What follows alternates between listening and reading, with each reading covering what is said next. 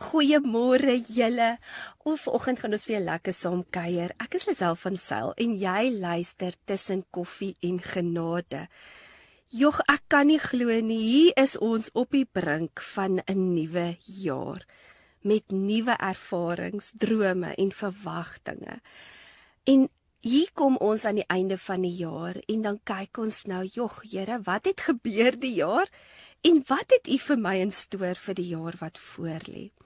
So elke jaar stel ons ook hierdie lysies op en het ons sulke verwagtinge vir hierdie nuwe jaar wat kom. Jy wil gewig verloor, dalk wil jy 'n nuwe kursus begin of 'n nuwe taal aanleer. Dalk het jy besluit nee, hierdie jaar wil ek 'n bietjie meer gaan toer of meer op vakansie gaan. So as ons net weer kyk, ons het hierdie lysies opgestel en ons het bytelmal hierdie verwagtinge van hierdie nuwe jaar. En as ons weer sien, dan is ons in November en nog niks van dit is 'n werklikheid nie. Of mens begin so sterk en jy sê, "Sjoeg, okay, hierdie Kersfees het ek so 'n paar rolletjies opgetel."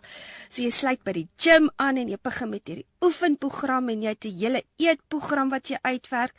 En die eerste paar dae is jy opgewonde en jy's gemotiveer, maar hierso by dag 7, dan begin die cravings weer inkom vir daai sweeties. En as mens so moeg en seer, dan is mens nie eers meer lus om aan te gaan nie. Maar soms kan mens dit nogal uithou en jy gaan aan vir so 'n maand of 2.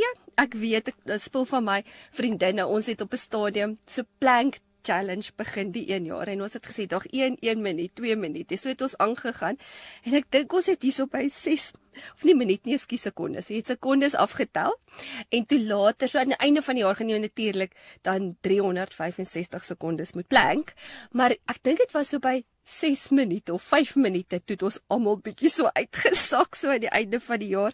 So baie keer, soos ek sê, dan hou mens vas en dan as jy weer kyk, dan is jy weer in daai ou rotine. Is jy nie ook net moeg vir daai slegte siklus nie? En wil jy graag hierdie jaar regtig iets verander om by dit uit te kom wat jy werklik wil doen en dan dit te werk wat jou nuwe visie is of jy 'n nuwe lewe kan gee? Mens is nooit te oud om te verander nie. En dit is goed om altyd in die begin van die jaar net weer 'n bietjie stil te sit en neer te skryf, wat is my doele en wat is my visie vir hierdie jaar? So kom kuier lekker saam. Ons gaan nou 'n bietjie praat oor die vooruitsigte vir 2026. Hoe om doele te stel en vir die volgende paar weke gaan ons 'n bietjie stil staan en praat van 'n nuwe jaar en 'n nuwe doel en om voor iets uit te sien. Ek is nou weer terug. Welkom terug julle. Ons praat 'n bietjie vanoggend oor 'n nuwe jaar en 'n nuwe doel te hê. So môre is die begin van ons nuwe jaar. Dit kan die begin wees van iets nuuts en iets moois en iets om vooruit te sien, of dit kan dalk vreesaanjaend wees. Besluit vandag al wat 'n tipe jaar jy wil hê. Want jy kies lewe en dood deur jou woorde, jou keuses en jou leefstyl. Dit gebeur nie net van self nie en elkeen van ons met 'n doel in plek hê en 'n besluit neem wat ons sê in die begin van die jaar, Here, hierdie jaar wil ek nader na U toe kom. Hierdie jaar wil ek nader kom na dit wat U my geroep het om te wees. Kom ons lees 'n bietjie in Kolossense 3 vers 1. En ek gaan dit vir ons in die Amplify lees. If then you have been raised with Christ to a new life, thus sharing His resurrection from the dead, aim at and seek the rich eternal treasures that are above, where Christ is, seated at the right hand of God. Julle, hierdie skrif stel dit so mooi wat hy praat van 'n nuwe lewe. Vandag kan jou nuwe lewe begin. Dalk hou jy nie van waar jy is nie. Dalk hou jy nie van wat in die vorige jaar gebeur het nie. En jy wil dalk sekere goed verander en sien dit as 'n geleentheid om weer van voor af te begin.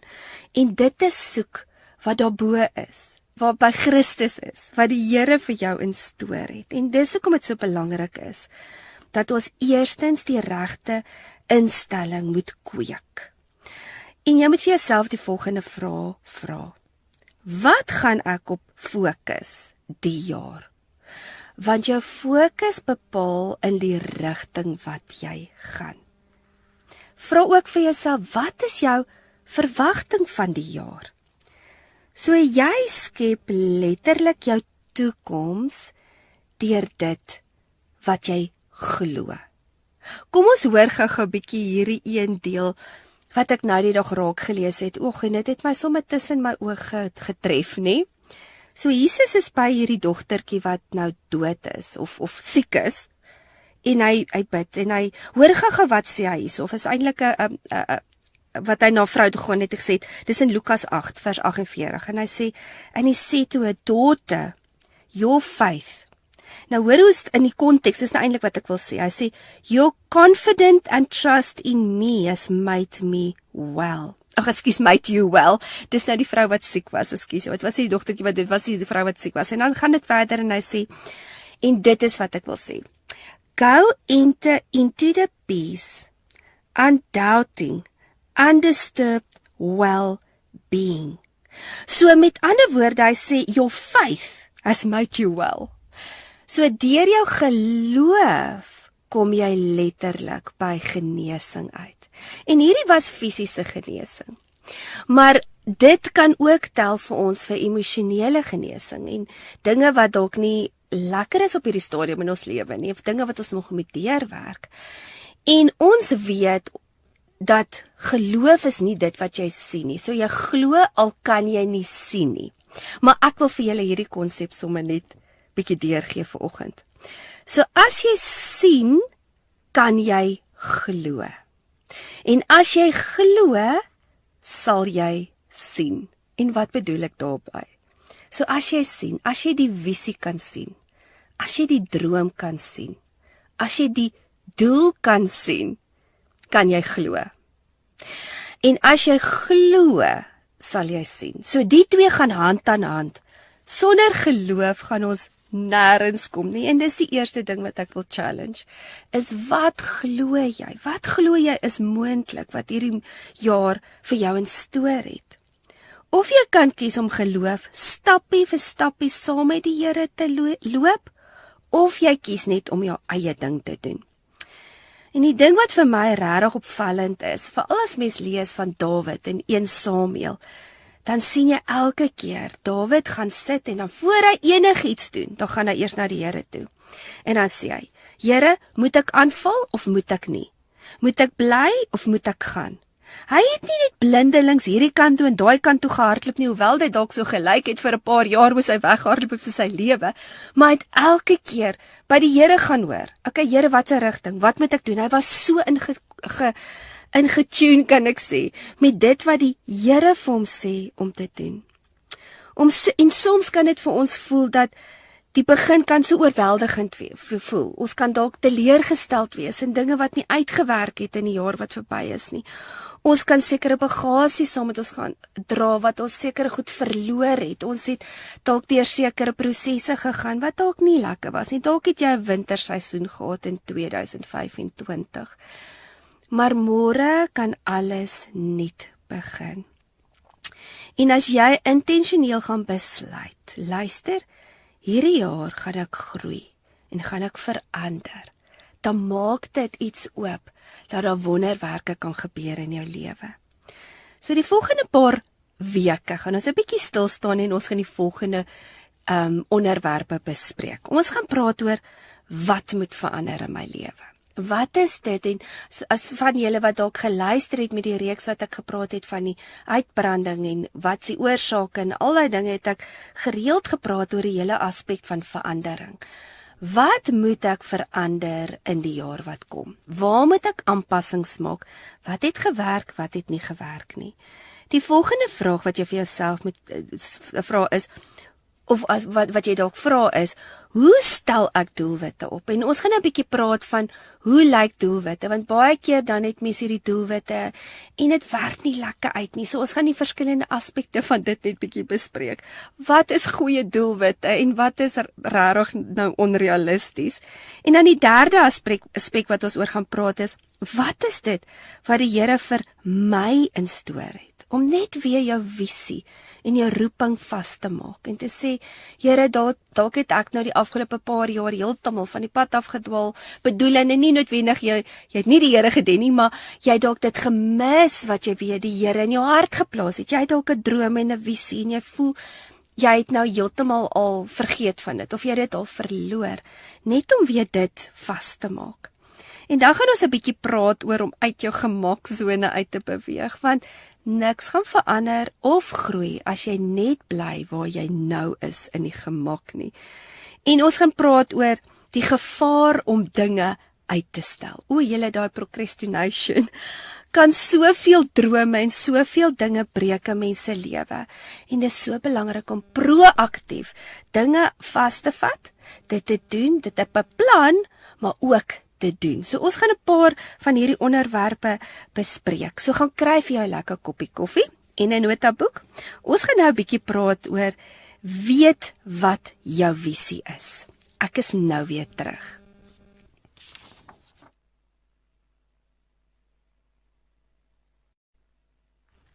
Welkom terug julle. Ons praat nou 'n bietjie van wat is jou visie en wat is dit om net weer dit te definieer en 'n bietjie te gaan droom.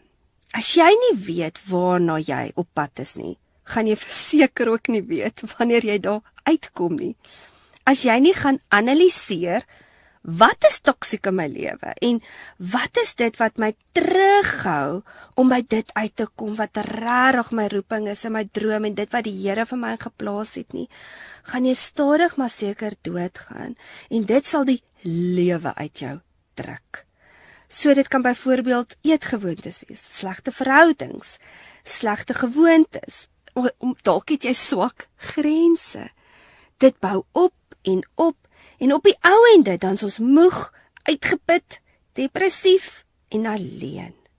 So kies vandag om weer op te staan en jou grondgebied terug te vat, om weer te droom en om die visie te sien wat die Here vir jou instoor het.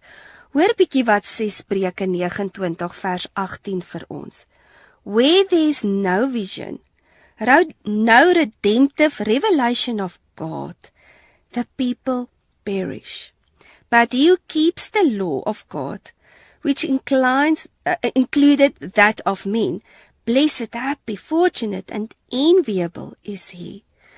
So die eerste vraag as mens praat oor 'n nuwe roeping en 'n nuwe droom en wat is dit wat die Here vir jou instoor het? As ons nou praat oor al die afdelings wat ons gaan praat, is die eerste vraag wat jy vir jouself moet vra is, wat is God se visie vir jou? So ons gaan die volgende paar weke 'n paar punte gaan ek vir julle noem. En dit kan vir jou riglyne gee, veral as jy nie weet wat se rigting toe nie, waar begin ek of wat doen ek. So ons gaan stappie vir stappie deur hierdie goed werk en jy kan in jou stilte tyd gaan sit en hierdie vrae vir die Here vra en kry vir jou 'n mooi boekie en maak dit vir jou sommer lekker met stickertjies en goed en dan droom net weer 'n bietjie saam. So wat se droom en visie het die Here vir jou in jou hart geplaas? En hoekom het jy dit dalk verloor? Wat keer jou om daar uit te kom? So identifiseer wat se faktore is as gevolg van jou eie hardkoppigheid miskien, dalk selfsug of dalk was dit faktore wat buite jou beheer was. Dit was dalk omstandighede of dalk was dit ander mense se opinies. Gaan identifiseer wat steel jou drome in jou hart. So ons moet op 'n plek kom waar ons weer by God se voete kan sit en hoor, Here, wat is u visie vir my? Here, wat is u droom vir my vir 2026? Wat moet bly en wat moet ek saamvat? So elke ding wat teenstrydig is met sy vrede of die rigting vir jou visie wat dit breek, dit moet ons gaan staan en gaan identifiseer. En jy moet weer jou visie kan sien, soos ek nou gesê het, as jy nie gaan sien nie, en dit is nou nie om te sê van die hele ding van geloof, ja, baie keer moet ons uit in geloof en wandel sonder om te sien, maar wat ek hiervan praat is, jy moet die roeping en die visie en die profesie wat die Here oor jou gespreek het, jy moet dit kan sien. En dit is wat Habakuk 2 vers 2 vir ons so mooi sê. And the Lord answered me and said, write the vision and engrave it so plainly upon tables that everyone who passes by be able to read it easily and quickly as he hastens by. En dis my so mooi beskrywing, want jy moet dit gaan neerpen. Here, wat is u visie vir my? En dan die tweede stap is, gaan skryf dit neer. Gaan definieer dit weer.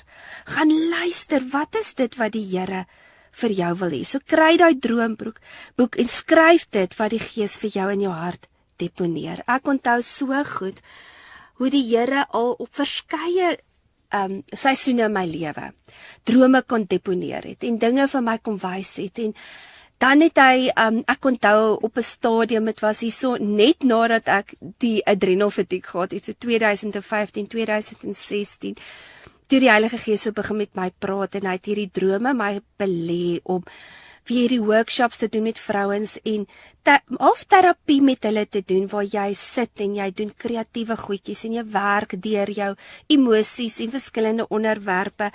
En ek het letterlik net gaan sit en ek het die goed begin neerskryf en dit net gekom. Want die dag, as 'n ding van die Here afkom, nê?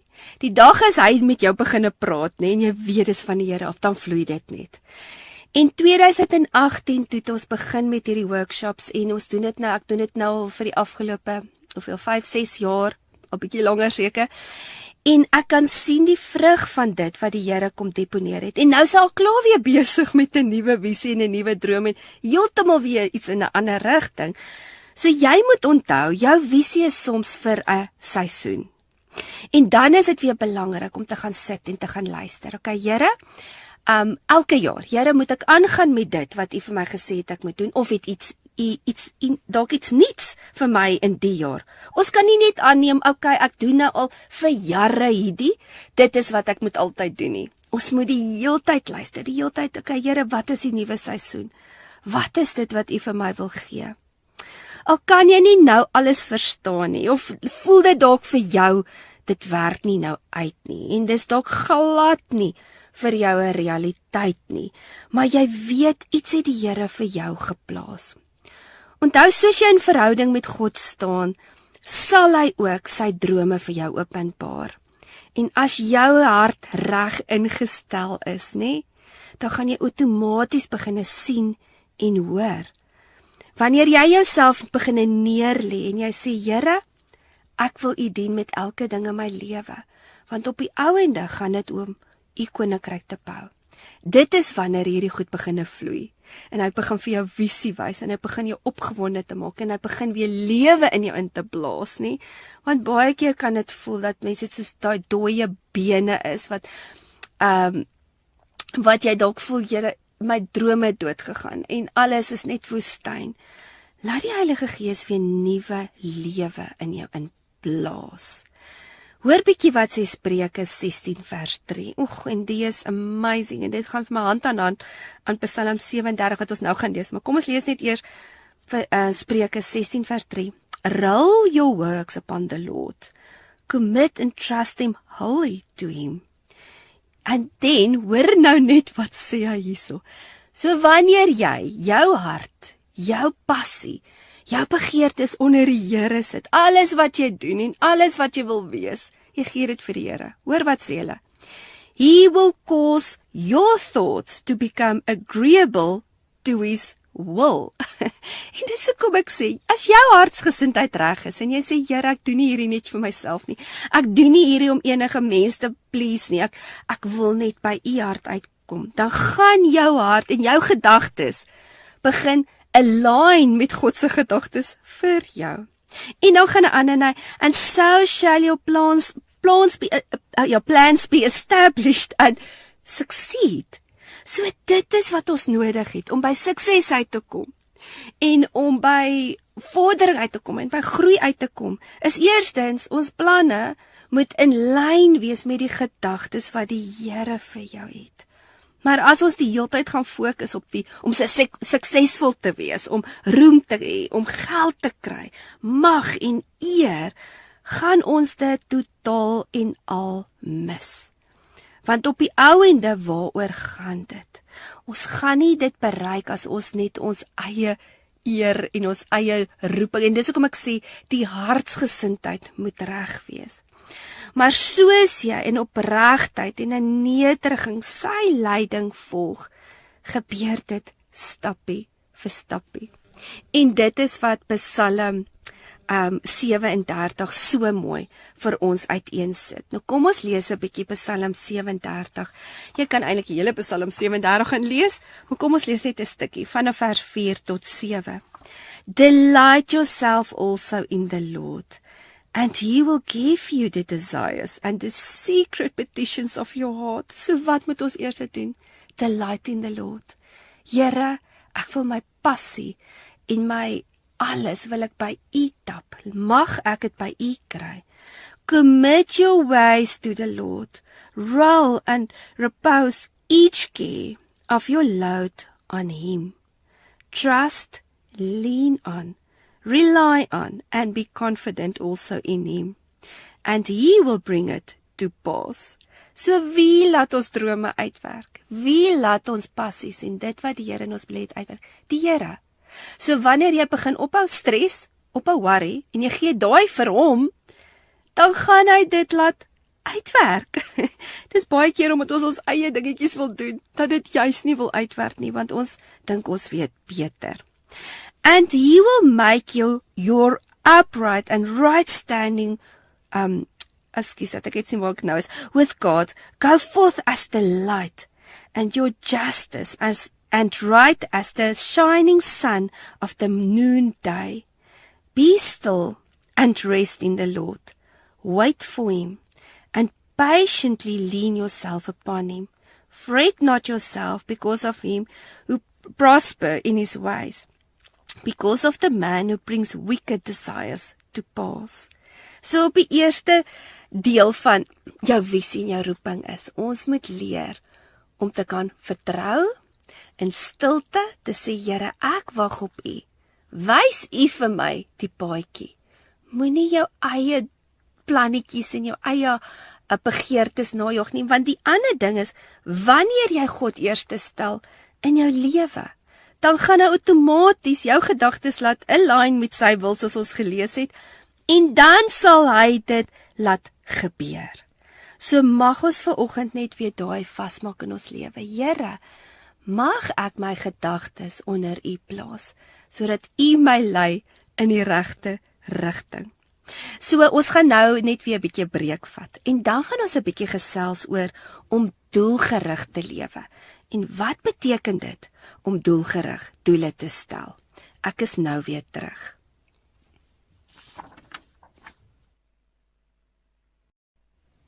Welkom terug julle. Ons praat 'n bietjie vanoggend oor om jou visie weer te ontdek en 'n nuwe lewe weer te begin in die nuwe jaar. En hoe begin mens met die regte ingesteldheid?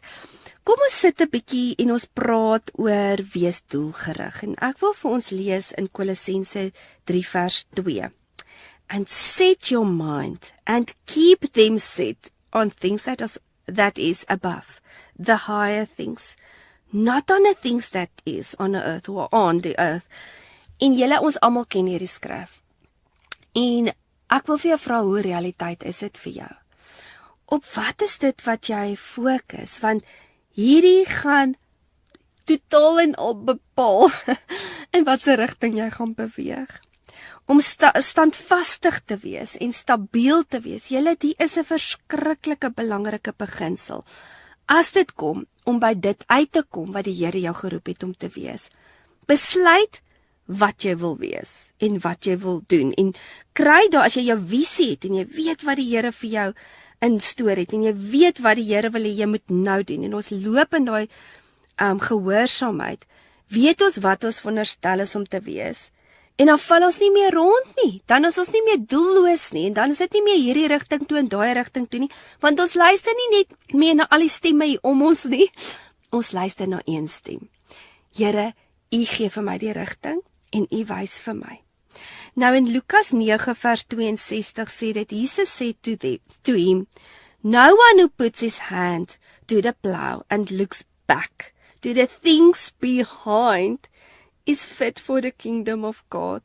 Nou wat is dit wat Jesus hier probeer sê?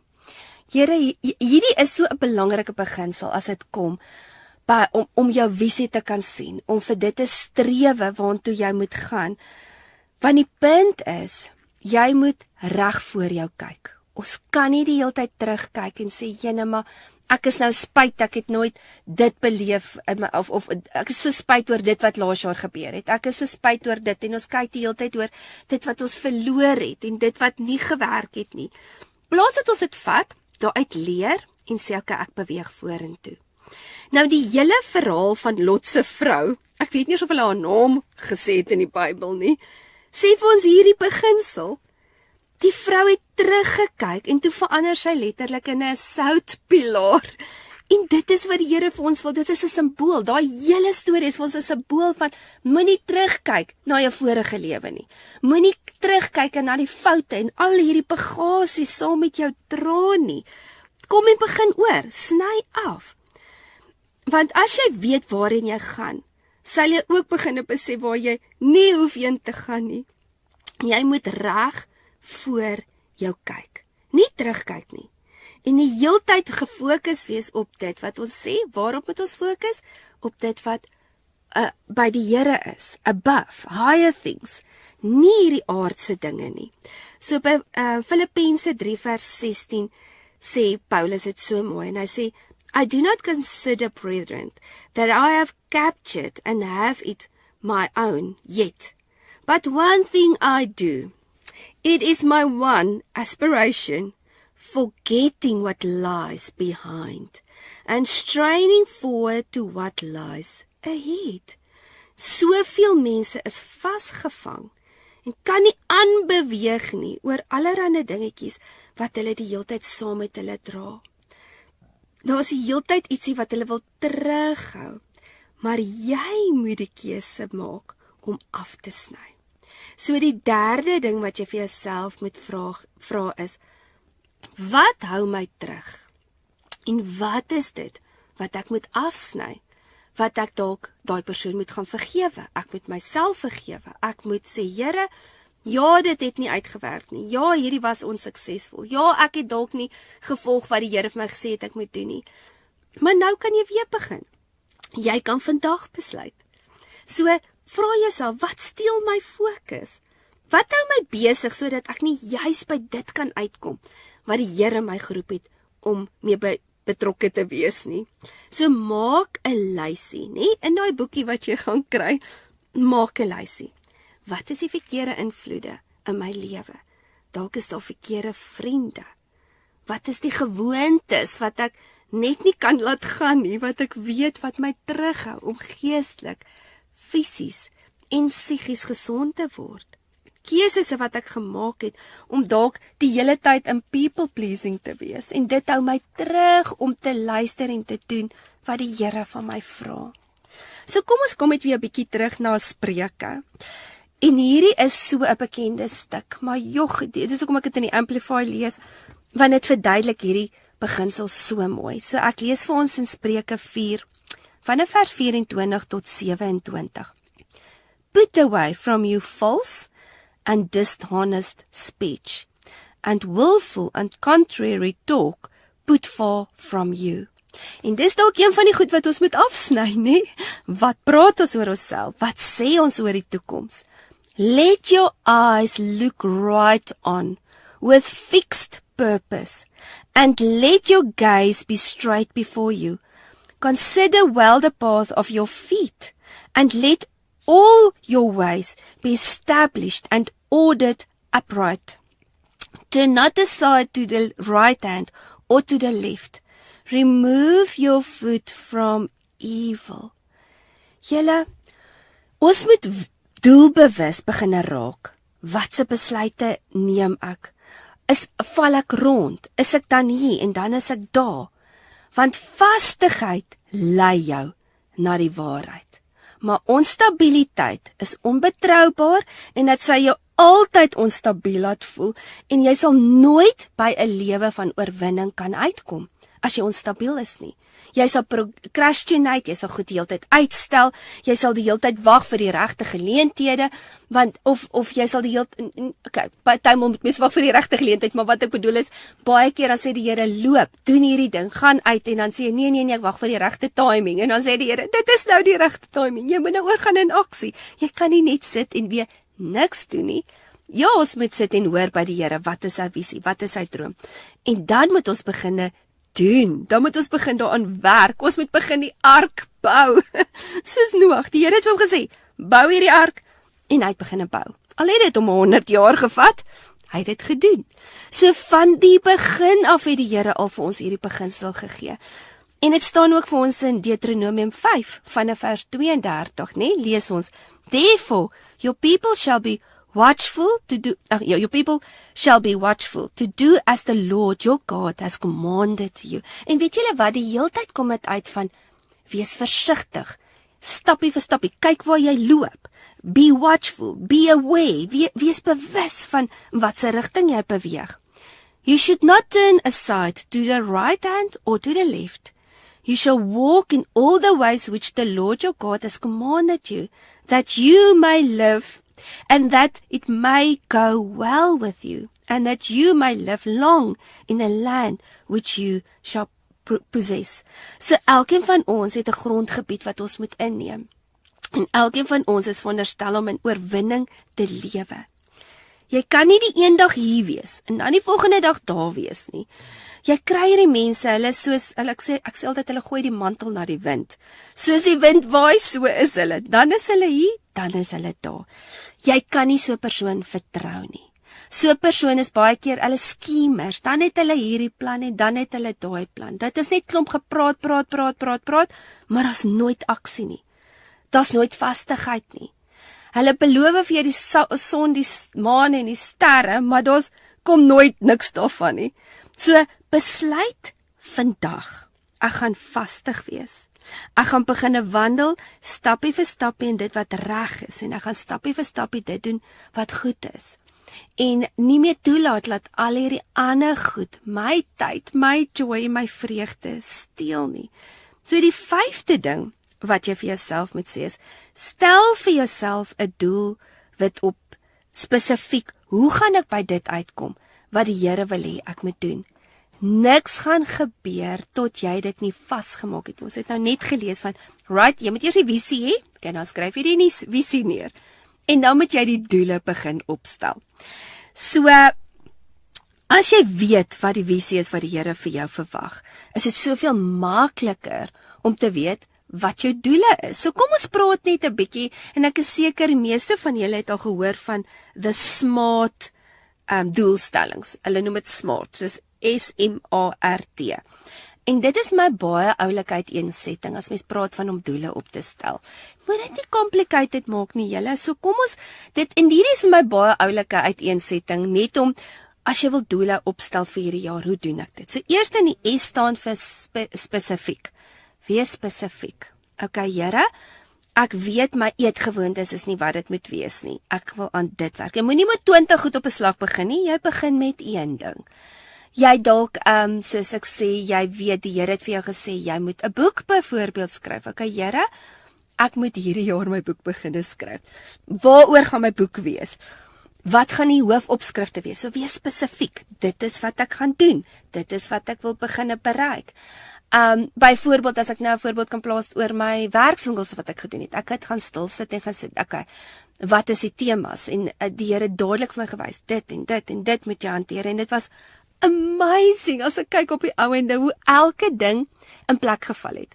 En toe het hy vir my gewys, okay, hier moet julle dans doen, hier gaan julle teken, hier gaan julle juwele maak, hier gaan julle, en elke een, en ek het nie voor die tyd geweet hoe dit gaan lyk nie, en soos ons dit gedoen het, dan is dit dan soos finding your rhythm, en dan is dit nou hierdie dans tema, of letting go, en dan is dit so tot toepassing van dit wat ons gedoen het, en dit is wat so amazing is, van die Here gee vir die visie, maar wees spesifiek, okay, ja, dit moet ek nou doen, ek moet nou die doen, wat is dit wat die doel is, en dit uiteen te sit.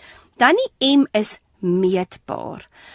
Dit help nie, mens stel sulke groot doele op, of jy het hierdie verskriklike droom, maar jy kan dit nie meet nie. Dit is ek wil nou enige aktrise word. Ek weet nie of dit nou dalk 'n simpel voorbeeld is nie. En nou net te sê maar ek wil nou aktrise word. En nou hoe meet jy dit? Verstaan, dit is 'n ding van jy moet dit kan meet, okay? 'n Baie goeie voorbeeld is, okay, jy wil byvoorbeeld fiks word.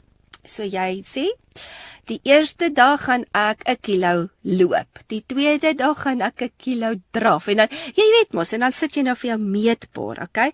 Ek wil dit by dit bereik. Ek wil dit by dit bereik. Maar dan wil ek ook sê, hier moet ook flexibility in wees, want baie keer is daar 'n plan en 'n droom. Veral as mense dit in 'n span doen, dan is daar baie keer faktore wat dit dalk maak dat dit nie presies so uitwerk nie. Maar dit is ook waar mens moet aanpas en sê, okay, kom ons verander dit. Okay, hierdie het nou nie so gewerk nie. Kom ons kyk of dit nie so kan werk nie. En weet julle hoeveel keer het ek dit al gekry van jy het nou begin werk aan 'n ding. Dan het jy gedink dit gaan so lyk, nê? En dan kom daar en dan kom 'n nuwe idee in of daar kom 'n nuwe verandering in. En op die ou en as jy nou klaar is met alles, dan klik jy, maar ons kon dit nie so gedoen het soos wat ons aan die begin dit wou gedoen het nie, want dan sou hierdie nie gewerk het nie. En dan is dit so amazing as jy so saam met die Here droom. Die A is attainable. Dit moet letterlik wees dat jy dit kan bereik. Dit help nie mens moet probeer iets doen en dis nie attainable nie. Dit is nou obvious nou in 'n Engelse woord, want dis eintlik mos maar in Engels hierdie akroniem. Ek het dit nou net probeer vertaal, maar attainable verduidelik dit net die beste. So jy moet dit kan, dit moet bereikbaar wees en jy moet letterlik dit kan doen. Dit help nou nie jy stel vir jou doele op nie. En jy sê nou byvoorbeeld, luister, ek wil nou 'n Olimpiese atleet word. Maar jy kan amper nie eers op die blok hardloop nie. So dit is nou net basies nou 'n simpel voorbeeld, maar dit moet attainable wees. En dan die R is vir realisties. Jy moet realistiese doele stel. Dit sê nie byvoorbeeld sien nou jy wil nou 'n paar kilos verloor. Nou sê jy wil 5 kilos 'n dag verloor. Julle, it's not possible. Okay. So mens moet, dit is seker moontlik as jy net niks eet nie, maar dan is dit nou 'n ander storie wat ons nou hier doen. Nou is ons besig met fasting, maar okay, dis nou net 'n grappie, maar wees realisties. Weet wat is dit wat jy wil doen en dan realistiese doele. En die T is time sensitive, nê? En dit is ook weer eens, daai time sensitive is nogal baie belangrik veral as mens 'n procrastinator is, nê? Want jy kan byvoorbeeld sê, ek stel nou hierdie doele op en nou werk jy vir 'n maand aan jou doelstelling, maar jy begin nie aan die gang te kom nie. So jy sê, teen daai datum gaan ek dit beginne doen. Jy hoef nie te sê dit moet teen daai datum klaar wees nie, behalwe as jy nou byvoorbeeld 'n projek by die werk het, dan gaan dit natuurlik nou time sensitive wees met dit. Maar jy kan byvoorbeeld sê, soos byvoorbeeld ook met my werkswinkels, het ek nou gesê, die eerste werkswinkel is byvoorbeeld die 21ste Februarie, so voor die 21ste Februarie moet hierdie goed 'n plek wees, so jy kry vir jou min of meer, okay, ek gaan hierdie les uitwerk op daai week, en dan weet ek moet dit daar uitwerk. Hierdie goedertjies moet ek reg kry, en die stiekertjies en die pakkette, en dit gaan ek daai week doen. So mens is ook, jy werk hierdie goed uit, jy sit dit uiteen, en jy skryf dit neer, en dis my partymal interessant, dat sekere mense kan half nie vooruit dink nie. Ek weet nie of hulle so op die nippertjie goed wil doen. Ek onthou ook altyd as ek nou vroue daar gereël het en dan het ek nou hierdie groep vrouens en dan werk ons saam en dan het jy altyd hierdie een. Dan het ek nou maande vooruit gesê, jy moet nou oor hierdie onderwerp praat. En dan as ek nou 'n week voor die tyd sê, is jou slideshows reg is en ek het nog eers begin nie, dan dog ek jy het nou al presies 4 weke gehad en dis letterlik of sekere mense net nie die ability het om daai te werkstellig nie. En dis nie te sê dat ek sê jy kan dit nie leer nie. Dis letterlik wanneer mense nie die doen nie. Dis letterlik wanneer jy die hele tyd dink dit gaan van self gebeur. Dis letterlik wanneer jy nie gaan sit en sê, okay, die is my program. Dis soveel tyd ek in my jy moet letterlik 'n rooster opstel en elke kwartaal doen ek dit, want elke kwartaal verander dit. Dan sit ek letterlik die goed vir my in plek en ek kyk, okay, ek het net soveel tyd. Wat kan ek nou doen? Wat kan ek nie nou doen nie? En dan besef jy ook, dan weet jy, okay, daai dag gaan ek dit doen en jy sit dit vir jou uiteen. En jy het jou roostertjie en mens is nou maar fleksibel, maar dis verskriklik belangrik om daai doele spesifiek vir jouself op te stel. So die 5de ding wat jy vir jouself moet sê is wees realisties en weet wat jou potensiaal is. Dit help ook nie soos ek sê, jy probeer iets wees of jy droom oor iets, maar jy gaan dit nooit wees nie. Soos hierdie mense, dan gaan hulle vir hierdie idols kompetisie en hulle kan nie 'n noot hou om hulle lewe te red nie, maar hulle is oortuig. Hulle is die volgende idol wenner. Jy dat ek altyd so gelag het, dog ek, maar die mamma het natuurlik vir die kind gesê, jy kan. Ja, jou kind kan seker enige ding doen, maar ons moet realisties wees. Jy jaag nie iets na wat nie in jou DNA geplaas is nie. So die Here sit al klaar alles in jou wat jy moet wees. En dit is wat ons natuurlik ook moet ontdek. So, ons gaan nou weer 'n bietjie breek vat en dan gaan ons 'n bietjie praat oor soms moet jy deur moeilike tye druk voordat jy by daai prys kan uitkom. En dis 'n belangrike konsep wat ons moet verstaan voor ons by doele en al hierdie goed uitkom, want anders dan gaan jy nog opgee voordat jy begin het. Ek is nou weer terug.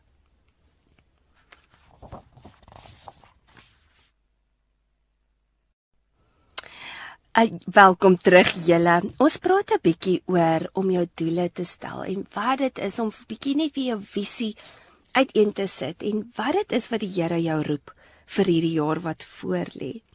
En die een ding wat ons ook moet besef is, dit gaan nie altyd maklik wees nie. En ons gaan baie tye deur moeilike tye gaan, maar ons fokus moet reg wees. So kom ons lees 'n bietjie in Kolossense 3 vers 3.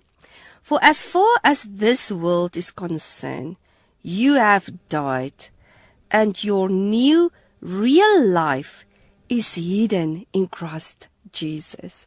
So dit is die eerste ding wat ons moet besef. Ons is anders as die wêreld. Ons gaan nie noodwendig altyd hier inpas nie. En partymal gaan ons drome en visie nie align met dit wat die wêreld sê is reg en goed nie. En dis hoekom ons fokus altyd moet wees op die visie wat die Here sê en wat sy woord sê die waarheid is. Ons moet fokus op groei. Ons moet fokus aan, Here, hoe bou ek? Hoe verander ek? Die hele tyd, dit is wat ons fokus en ons visie moet wees. En hierso is Dawid weer vir ons so 'n goeie voorbeeld. Kom ons gaan kyk 'n bietjie die verskil tussen Dawid en Saul, né? So, as jy gaan lees ook in Samuel, né? 10 tot 13 jaar nadat Samuel hom gesalf het Dawid eers koning geword. So wat het hy in daai 10, 13 jaar gedoen, né? Hy moes letterlik eers gevlug het vir sy lewe van Saul, want Saul het hom gejag soos 'n hond op 'n stadium. So dit was moeilike tye. Hy het druk gehad. Ek glo vir my, daai mannetjie het baie verwerping ook seker gekry. Maar Saul, aan die ander kant, hy het weer dadelik koning geword, né? Hulle het hom gesalf en toe is hy sommer koning. So hy het nie noodwendig tyd gehad om te groei, né? En sy goddelike karakter te bou nie. So, hoe bou mens goddelike karakter? Jy bou goddelike karakter deur jou private battles, daar waar niemand dit sien nie, behind the scenes. En ek dink nie noodwendig Saul het daai proses heeltemal deurgewerk nie. En hoekom ek so sê is, van die dag toe hulle hom moes kroon as koning, toe het hy gaan wegkruip. So hy het letterlik insecurities gehad, hy het letterlik nog goed gehad wat hy nog moes deurwerk. So, daar waar niemand die niks jou sien nie, dit is waar jy partymal battles moet fight, en dit is wat Dawid moes gedoen het vir 10 jaar, eintlik al voor dit. Ek meen, toe hy daar in die veld was, by die skapies, waar hy die leeu moes verskeer, en die beer, en al die battles, en Goliat wat hy versak het, daar was 'n public battle, maar baie private battles moes hy eers gefight het, en waar hy in spelonke moes weggekruip het, van niemand en niks om gesien het, behalwe dalk die paar ouetjies wat saam met hom daar weggekruip het, nie? Waar Saul het public battles gewen. So dit het hom nog meer honger gemaak vir meer aanvaarding by mense, as wat hy aanvaarding gesoek het by God. En ons het so rukkie terug, nou juis hieroor gepraat, waar ons gesê het, waar Samuel na hom toe gekom het en gesê het, wat is hierdie geblaar van skape? Want hy was meer geworried oor wat mense sê, en om aansien te hê en glorie te hê by mense, as wat hy gefokus was op God. En dit is wat hom vernietig het. Maar Dawid moes vir jare toets na toets en battle na battle deurgegaan het voordat hy koning geword het.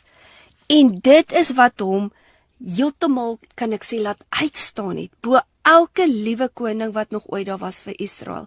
Was hy een van die min wat geregverdig was, wat soveel, ek meen, as jy net lees die psalms en wat hy geskryf het, en hy het soveel beginsels wat hy vir ons geleer het, en ook nou weer eens kan jy sien wat hy belê het in sy seun, nie al sy kinders nie, maar Salomo het daarom 'n bietjie daai geërf en dit nou verder gevat, en dit was vir my so mooi om te kyk ook met die wysheid wat by Salomo uitgekom het.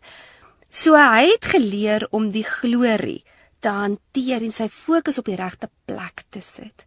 So baie keer kry jy dalk en jy word op 'n plek geplaas waar jy aansien kry en jy begin half populariteit kry, maar as jou hart nie op die regte plek is nie, en jy het nog nie daai goddelike karakter gebou nie, kan dit jou partymal laat boetjie.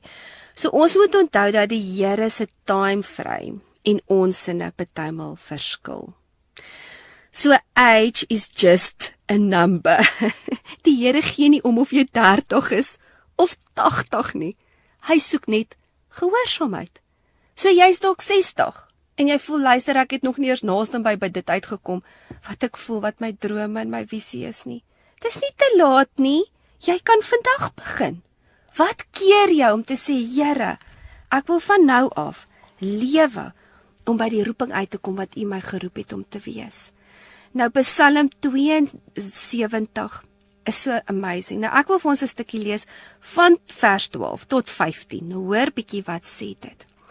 The uncompromisable righteous shall flourish like the palm tree, be long-lived, steadily, upright, useful and fruitful. En hierso kom dit weer by die standvastigheid, né? Jy sal standvastig wees en jy sal vrug dra. They shall grow like the cedar in Lebanon, majestic, stable, durable, and incorruptible. Planted in the house of the Lord, they shall flourish in the courts of our God. Growing in grace, they shall bring forth fruit in old age. They shall be full of sap, of spiritual vitality, and rich in the ventures of truth, love, and contentment. They are living memorials to show that the Lord is upright and faithful to His promises. He is my rock, and there is no unrighteousness in Him. So wanneer jy die waarheid spreek in onmoontlike omstandighede, dan herdefinieer jy dit wat moontlik is. So kom ons praat so vinnig oor 4 redes hoekom mense partymal hulle drome mis en hoekom hulle partymal net stagneer. So eerstens is dit ander mense se negativiteit oor dit wat jou drome en jou visies is. En dit is hoekom dit so belangrik is. Hou dit vir jouself, moenie net vir almal uitblaker wat die Here vir jou in jou hart los nie en of in jou hart sit nie. Wees versigtig met wie jy jou diepste drome en jou diepste teleurstellings mee deel. Daai moet regtig jou binnekring mense wees en pas op dat mense se negatiewe woorde, of dalk kan dit net wees van negatiewe woorde van die verlede. Goed wat juffrouens oor jou gespreek het, jou ouers, boeties en sissies, vriende, mense wat in dwaasheid net goed geuiter het en gesê het, o nee, jy sal nooit dit kan doen nie, of jy sal nooit dit kan bereik nie, en dan dink jy gaan maar nou maar net 'n mislukking wees. Sny daai goed af. Die tweede rede is natuurlik die verlede, die seer en teleurstellings. Jy het teleurstellings beleef, jy het 'n droom gehad, jy was so opgewonde en daar werk dit nou wraggies nie uit nie. Of jy verloor alles. Alles het dalk gewerk en jy was dalk op 'n goeie plek en eers het daar iets skeef geloop en jy het alles verloor. Jy stof jouself af en jy begin net weer oor. Die grootste, suksesvolste besigheidsmense, ek kan nou noem van Donald Trump, en ek weet mense is nie baie lief vir Donald Trump nie, maar hy is nie so bad guy nie, hy het partymal nogal oulike, goeie dinge wat hy in plek stel, onder andere goeie boundaries, maar die groot ding wat ek wil sê van daai man, Hy is 'n briljante besigheidsman. En hy het al 3 maal bankrot gespeel, maar hy het dit vir ou Donald gestop. So mag hy vir ons 'n inspirasie wees met dit. Nommer 3. Baie mense is net gemaklik met 'n gemiddelde leefstyl. Dis letterlik of mense net in gemak wil lewe. Dit moet net maklik gaan. They don't want to stir the water, nee? Hulle is gemaklik met mediocrity. So jy lewe maar net hierdie gemiddelde lewe, jy challenge nie jouself nie. Jy het maar net hierdie ou roetinetjie en is maar eintlik 'n bietjie boring. En nie dat ek sê mens moenie dis nie goed om 'n roetine te hê nie. Dis baie goed om 'n roetine te hê, maar partymal moet jy 'n bietjie ge-challenge word uit jou comfort zone uit. Net 'n bietjie om bietjie iets nuuts te probeer, om bietjie oomf te hê in jou lewe en net bietjie te kyk, Here, maar is ek nie net in 'n gemaksone nie? Mis ek nie eintlik dit wat U vir my instoor het nie? En die 4de rede is baie keer hoekom mense dit mis, want hulle het nie selfvertroue nie. Hulle het nie courage nie, hulle het nie die vermoë om uit te stap om te sê, maar luister, kom ek loop op die water en kyk wat gaan gebeur nie. So vrees hou ons terug. 'n Lae selfbeeld wat jy dink, nou I don't have what it takes. Weet jy wat? Ek is jammer, maar die Here het klaar alles vir jou gegee, binne in jou DNA, om te word en te wees wie hy wil hê jy moet wees. Daarom moet ons leer om tenacity op te bou, om te staan teen elke ding wat ons visie wil kom steel. Want as jy nie gaan veg daarvoor nie, gaan jy dit nooit bereik nie. So om juist bietjie te fight en op te staan en dis veg vir dit wat die Here vir jou instoor het. Dit gee vir jou die motivering om deur te druk. So wanneer mense nie hulle drome kan bereik nie, is dit ook vir hulle ook baie moeilik dan om enige iets anders te kan sien en om enige iets anders te kan geniet. So soos ek gesê, dit kom nie van self nie en dit is nie noodwendig maklik nie. Maar met 'n bietjie harde werk of dalk baie harde werk en die regte plan kan jy enigiets doen wat jy jou gedagtes opsit. Onthou, ons default setting is om in gemak te wees, net om die maklikste pad te kies wat vir ons verg. Tot jy die vermoë opgebou het om deur te druk. En dit is juist daar waar jy dan moet leer om geduld met resilience op te bou en in 'n oorwinningslewe te lewe. Ons is nie gemaak net om in 'n comfort zone die hele tyd te lewe met niks teestand nie. Want hoor bietjie wat sê Johannes 10 vers 10 vir ons. The thief comes only in order to steal and kill and destroy. And I have come that you may have and enjoy life. And have it in abundance, to the full, till it overflows. So gaan jy aanhou om die gemaklike paadjie te kies, of gaan jy begin uitstyg en meer word as wat jy gedink het jy kan wees, en meer as 'n oorwinnaar te word.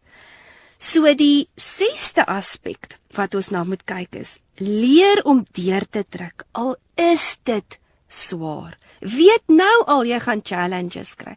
Weet nou al, maak nie saak wat dit is nie, of dit nou 'n oefenprogram is wat jy volg, en of dit nou 'n dieet is wat jy volg, of is dit om nou 'n droom te bou, of 'n besigheid, of wat ook al. Jy gaan moeilike tye kry, maar jy moet nou al weet wat die visie is. Jy moet nou al weet wat die Here is vir jou gesê het om te doen, want dit is jou geloof wat jou gaan vashou, om te sê, Here, ek hou vas aan hierdie profesie, al kan ek nie nou deurbreek nie. Nou die 7de element, of kan ek sê die volgende ding wat jy moet doen, is jy moet vir jouself 'n paar vrae vra, om dit te stabiliseer van wat dit is, wat my droom en visie is. En ons gaan net weer so 'n bietjie 'n breek vat, en dan gaan ek hierdie 10 vrae, eintlik 11 vrae vir jou gee. So skryf jy jou pen en papier, laat jy net hier neerskryf om dit te definieer. Al die drome wat jy het, al jou begeertes wat jy het, want net om dit weer in lyn te kry, want soos ek gesê, dit moet realisties wees en dit moet attainable wees. So kom ons praat 'n bietjie daaroor. Ons gaan net gou 'n breek vat.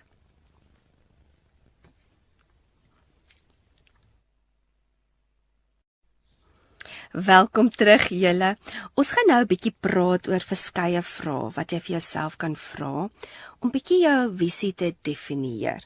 So die eerste vraag wat jy vir jouself moet vra dis 'n eienaarskap vraag. Is jou drome jou eie of is dit iemand anders se droom? Kyk, elkeen van ons het dalk iemand in ons lewe of 'n ouer of iemand wat nou in jou lewe gekom het en vir jou gesê het, "O, jy moet dit word." En dan dink jy, jy's nog klein en dan dink jy, "O ja, nee, ek moet nou 'n dokter word of ek moet nou 'n juffrou word." En as jy groter word, dan kom jy agter, "Maar jene, ek het glad nie geduld met kinders nie, so ek moet eintlik nie 'n juffrou word nie." En dan begin jy mos nou te ontdek wat en wie jy moet wees. So jy moet vir jouself sorteer wat dit of uitfigure. Wat is jou droom en jou visie? Dit moet jy moet eienaarskap neem. Jy kan nie gaan op iemand anderste se inspraak wat sê ja, ek dink jy moet nou dit word nie, nê? Die tweede ene is 'n duidelikheidsvraag. Kan ek my droom sien? En ons het nou al baie daaroor gepraat die hele oggend. Kan ek die visie sien? So duidelikheid. Nommer 3 is realiteit. En die realiteit is, het ek genoeg vertroue in die Here om my droom te werkstellig? En ook te wees van realiteit, Here, is hierdie droom u droom? Of is dit dalk net 'n begeerte, eintlik 'n selfsugtige begeerte wat ek in my hart gehad het en dit is nie eintlik deel van wat u vir my in stoor het nie? Nommer 4 is 'n passievraag. Is ek gemotiveer om my droom na te strewe? Want as dit nie 'n passie vir jou gaan wees nie, wat gaan jou motiveer om dit te wil word of wanneer dit moeilik is dit nou juist daar baie keer het mens nie meer die motivering nie. Dan moet die passie en jy moet die why, kan ek sê, you must understand your why. Die volgende ene is rigting. Het ek 'n strategie om te volg om by my droom uit te kom? En dis wat ons nou gepraat het van wees gefokus. Wees vas, maak 'n vaste besluit en sê dis waartoe ek wil gaan en weet watter rigting jy moet ingaan. Maar dan gaan jy ook weet dadelik waarvoor jy moet nee sê, waarvoor jy moet ja sê. Die volgende ene is 'n mensevraag. Het ek die regte mense om my om dit te bewerkstellig? Want baie keer is dit 'n droom wat jy alleen moet doen, maar baie keer het jy mense om jou nodig. Soos byvoorbeeld weer eens die voorbeeld van as jy 'n boek wil skryf. Ja, jy gaan miskien alleen sit en 'n boek skryf, maar jy gaan mense moet hê wat dit vir jou kan, die uitgewers, die mense wat dit vir jou weer kan deurlees, die mense wat vir jou kan inspirasie gee, die mense wat inspraak kan hê in jou lewe. En so ja, het ek die regte mense in my lewe? Die volgende vraag is koste. Is ek bereid om die prys te betaal om my droom te bewaarheid of te bewerkstellig? Baie keer is dit dat mens nie bereid is om ten koste van wat kan ek sê. Die oomblik as dit te veel vra, dan is o nee, dit gaan te moeilik wees en dan hou mens op en dan mis mens soveel uit. Die volgende ene is uithou vermoë. Beweeg ek nader aan my droom of het ek gestagneer? Kan ek uithou? Kan ek deurdruk? Het ek resilience opgebou? Nommer 9 is die vervullingsvraag. Kry ek satisfaksie om nader aan my droom te beweeg? Of is dit iets wat dis hoekom die passie en die satisfaksie gaan gewoonlik hand aan hand? Want onthou, hoekom moet jy iets doen as dit nie vir jou vervulling gaan gee nie? En dis my partymal so hartseer, partymal het mense hierdie drome om byvoorbeeld hierdie suksesvolle besigheid te hardloop. Kom ons vat dit as 'n voorbeeld van ek het dit al letterlik baie ervaring gehoor al in my lewe. Dan het jy nou hierdie persoon en dan wil hulle nou die CEO wees van die company. Nou is hulle uiteindelik die CEO van die company. En as hulle daar kom, dan sit of hulle terugkyk en sê, en nou, wat nou? Dan vervul dit hulle nie. En dan besef hulle, dis net 'n groter pos met groter uitdagings en meer probleme en dis toe nie so glorious as wat ek gedink het dit gaan wees nie. Want as jy nie weet wat dit is wat jy regtig wil hê nie en jy die verkeerde motiewe vir wat jy 'n ding jaag, gaan dit jy nie op die ou ende vervul nie. En dan die volgende vraag is betekenvolle vraag. Is jou droom voordelig ook verander? Dit wat jy doen, is dit net om jouself te bevredig en jouself ryk te maak en jouself beroemd te maak of wat ook al, Of doen jy iets want jy wil 'n verskil maak vir die mense om jou? En dan het ek nou sommer enetjie wat ek wil byvoeg, en dit is 'n goddelike droom.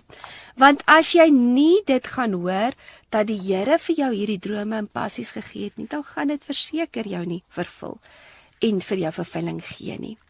So ek wil net gou vir julle 'n paar 7 tips gee om jou reg in te stel. So die eerste ding wat ek vir jou wil sê is, jou toekoms is belangriker as jou verlede. So fokus eerder, soos ons het gesê het, voor jou, vir jou toekoms.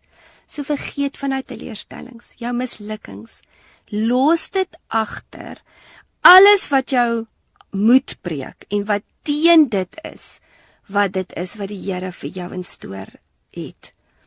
Sonder vreugde en vrede in jou hart verloor jy letterlik jou krag.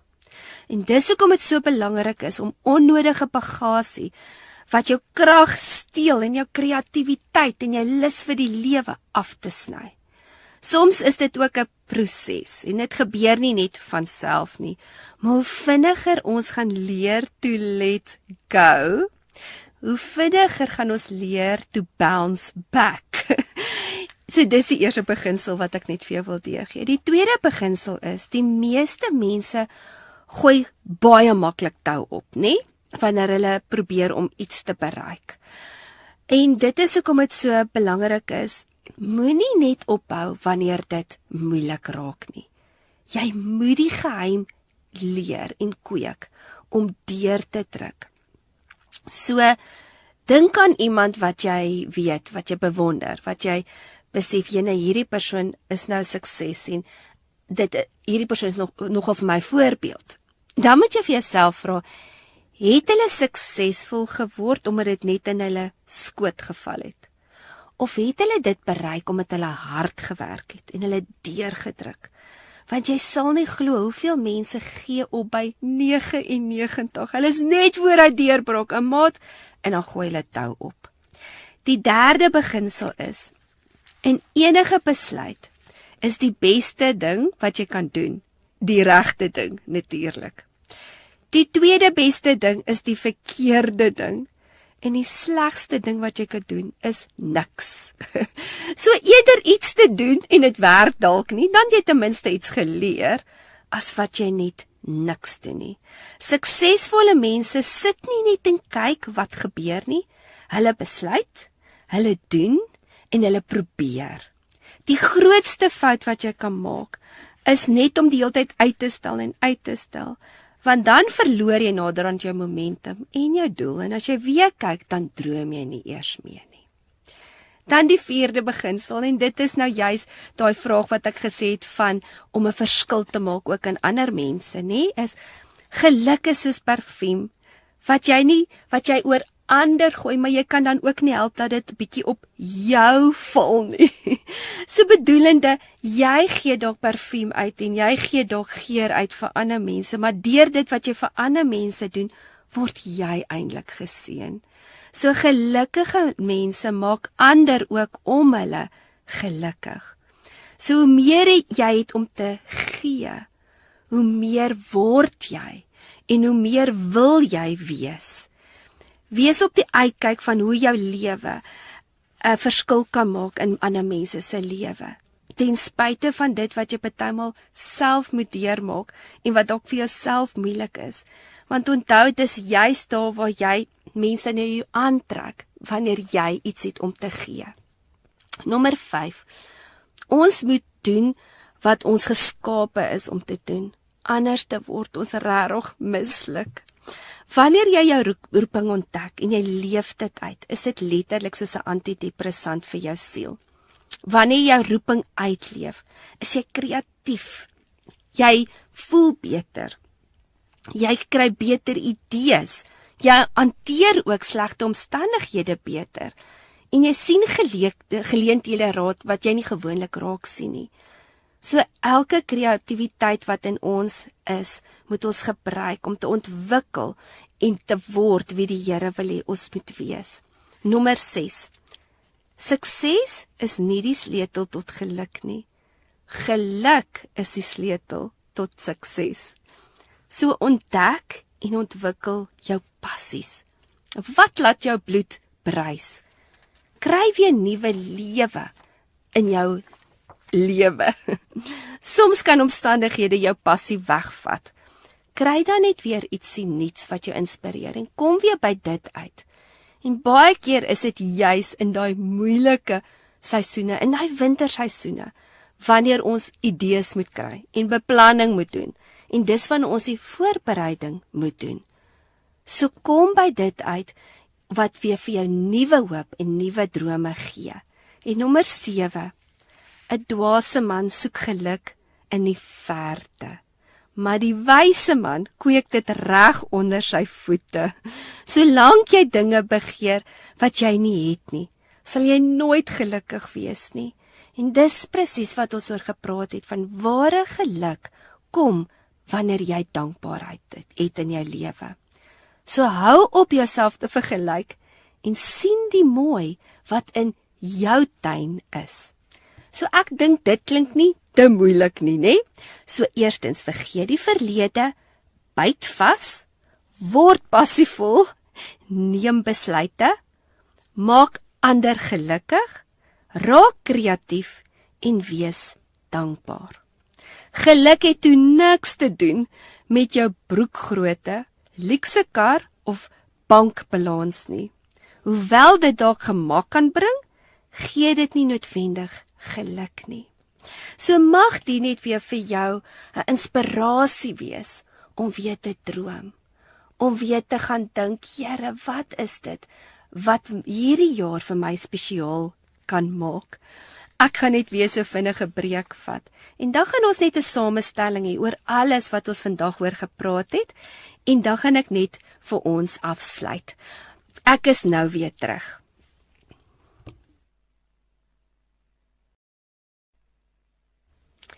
Dit was my weer so lekker om vanoggend saam met julle te kuier en net weer bietjie met jou te praat oor passies en drome en visies. En ons moet nooit dink ons is te oud om te droom, om iets nuuts te doen nie. Jy kan op 80 nog 'n tuin plant, né?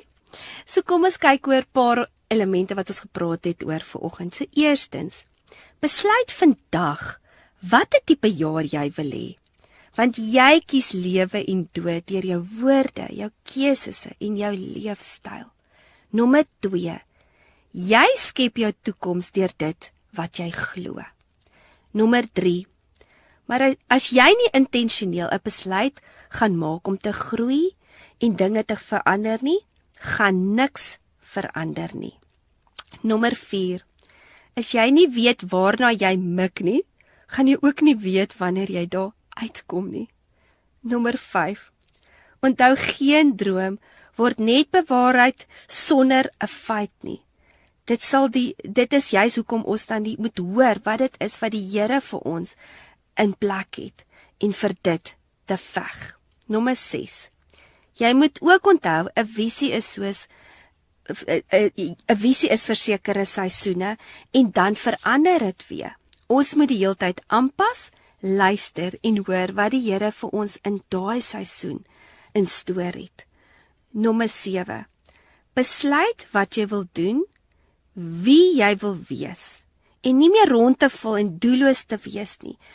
Jy moet voor jou uitkyk, nie meer terugkyk nie, maar dit wat verby is nie. Sny jou af van die verlede. Nommer 8. Vra jouself, wat steel my fokus? Wat hou my terug en my besig sodat ek nie by dit kan uitkom wat die Here my voorgeroep het nie? Nommer 9. Ons moet onthou dat die Here se time frame totaal anderste is as ons sinne. Age is just a number. Hy gee nie om hoe oud jy is nie. Hy soek net jou gehoorsaamheid. En dan nommer 10. Wanneer die waarheid gespreek word in onmoontlike omstandighede, herdefinieer dit weer wat moontlik is.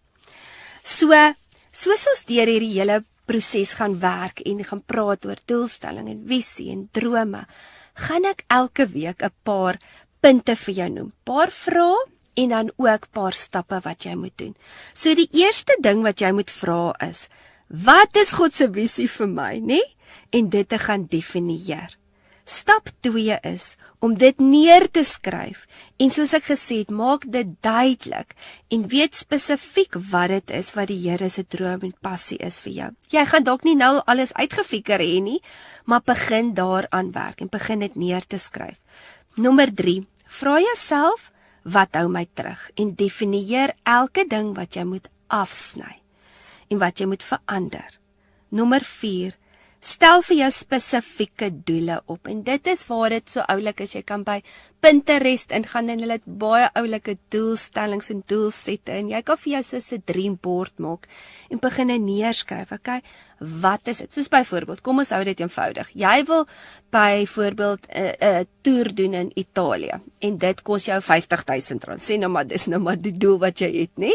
Dis nou maar eintlik meer 'n wêreldse doel, maar ja, kom ons vat dit as 'n voorbeeld. Dan gaan jy moet uiteensit, okay, wat het ek nodig? Ek moet eers dink aan die vliegtuigkaartjie, ek moet kyk na die datums, ek moet kyk, okay, wat is my budget, waarvoor moet ek spaar, hoe gaan ek daar kom, waar gaan ek bly, afwees, en dit is nou daai, net soos mens dit beplan, is dit waar jy vir jou verskillende doele gaan stel vir dit wat jou droom en jou visie is. Nommer 5. Wees realisties en weet wat jou potensiaal is. Want baie keer het ons drome en doele wat buite ons vermoë is. En dit is hoekom ons realisties moet wees.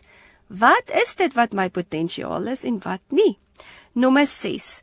Leer om deur te druk, al is dit nie altyd maklik nie. So volgende week gaan ons 'n bietjie praat oor die waarheid wat jou vry maak. Ons het elkeen 'n tipe waarheid wat ons glo, maar dit is nie noodwendig altyd die waarheid nie. So ek wil 'n bietjie daaroor praat en dit is ook baie keer hoekom ons dit mis en hoekom ons nie by ons drome en ons visies kan uitkom nie. En ek wil net afsluit en ek wil net saam bid, laat ons hierdie jaar net kan opdra vir die Here en dat die Here sal kom en ons weer lei en help presies waantoe hy wil hê jy moet gaan die jaar. Here, en ek bid net saam met elke luisteraar wat ver oggend ingeskakel het. Here, ons staan hier so aan die begin van 'n nuwe jaar en dit kan dalk vreesaanjaend wees. Daar's uitdagings en daar's dalk dinge wat mens bang maak en vrese. Dalk is dit dat daar mense is wat regtig sukkel en in 'n moeilike omstandigheid is en hulle weet nie waartoe hulle gaan hierdie jaar nie. Hulle weet nie, Here, ek het dalk 'n nuwe werk nodig. Ek het dalk nie 'n inkomste nie. Here, ons het finansiële probleme. Daar's dalk mense wat siek is. Here, en ek dra elkeen net vir oggend op na U toe en U ken elkeen se omstandigheid. Here, maar ek bid dat U deur die Gees sal kom en vir hulle met waarheid en met wysheid sal lei na die lewe. Want U het gekom om vir ons lewe te gee en lewe in oorvloed, maar die vyand wil kom steel en vernietig. Here, en ek bid ook teen elke negatiewe gedagte of mindset wat die duiwel kom en hy het saadjies gesaai wat nie noodwendig die waarheid is nie. Here, laat U dit sal wys deur die Gees en elke persoon sal lei na die visie en die roeping wat U vir hulle instoor het. Here, want U het vir ons goeie planne. U is 'n goeie God en U wil ons standvastig maak en nie laat ons rondval mee nie, maar dat ons stabiel sal wees en soos 'n boom sal wees wat geplant is, wat sal vrug gee en ook nie net vir onsself nie, maar ook vir mense om ons. Ek bid vir vrugbaarheid in elkeen se lewe. Ek bid vir deurbraak in elkeen se lewe. Daar waar iemand is wat dalk voel hulle hoor nie meer wat U vir hulle sê nie, bid ek dat U hulle ore nou sal oopmaak, dat hulle sal hoor wat die Heilige Gees vanoggend vir hulle wil sê. Ek bid 'n wonderlike geseënde 2026 vir elke luisteraar wat vanoggend ingeskakel het, in die naam van Jesus. Amen. Was so lekker om saam met julle te kuier. Mag jy 'n wonderlike nuwe jaar hê. Mag jy dit ook lekker celebrate en geniet die fireworks vanaand en ek praat weer volgende jaar met julle. Totsiens.